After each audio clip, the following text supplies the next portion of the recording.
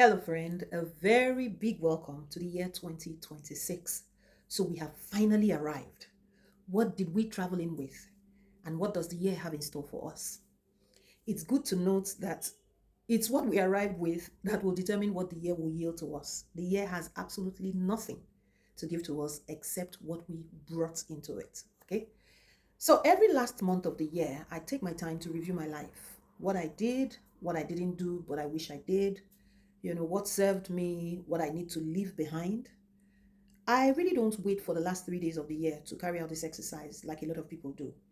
Because once it's December, somehow my mind just moves forward.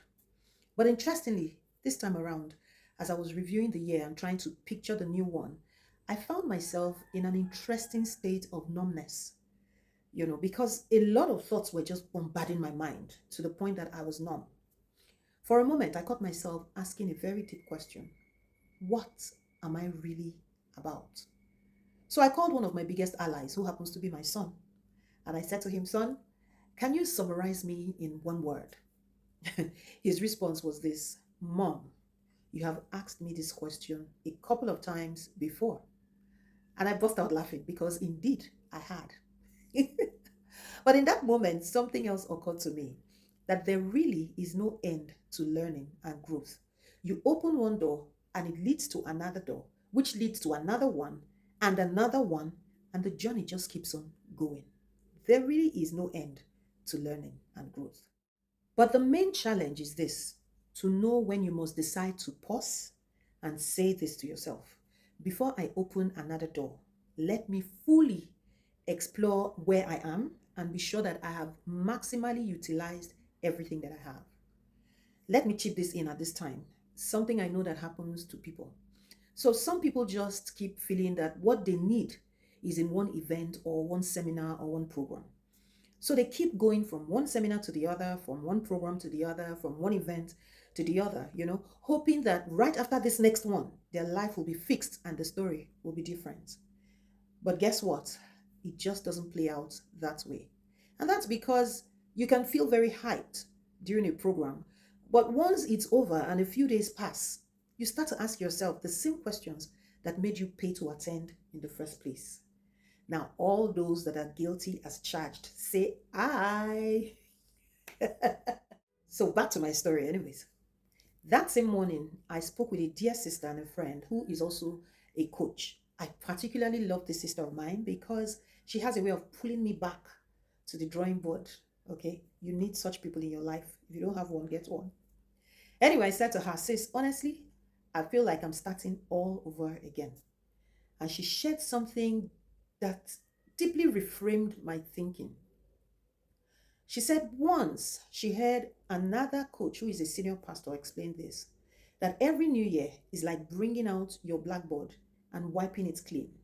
Not because what was written before was wrong, but because you need space to write again. Hmm. That took me back to primary school. Every morning, we cleaned the blackboard before the lessons began. We didn't write new notes on the old ones. Do you remember this? Uh-huh. So, this is exactly what this season is all about. All right? If you find yourself here in 2026, which has already started, is a few days into the new year, and you're still wondering, what am I about? Where do I begin? In spite of all your seeming accomplishments from the previous year, please hear this. You don't need more material. You don't need more information. You don't need more lectures. All you have is all you need, especially if you have spent the previous years going from one seminar to the other, acquiring certification after certification. I'll tell you what you need. So the problem is not acquisition, okay? Everything that you've acquired so far is good. That is not a problem. The real challenge is deployment, that is execution. This year is not about attending seminars, and going from one program to the other. It's about applying what you already know. That's why my strongest encouragement for you this year will be this: to intentionally get into collaborations and associations that help you execute. People who would hold you accountable, help you apply what you already know, and then stretch you beyond intention into action.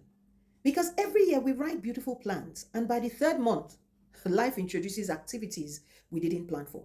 And suddenly, all those beautiful plans we carefully wrote out are swallowed up. But this year will be different, I assure you. Just follow me. This year is for execution. Last week I shared my word for the year and I said it is expansion. But expansion can only come after execution because as you execute, you grow. As you grow, you expand. And then as you expand, you become more. You see the sequence.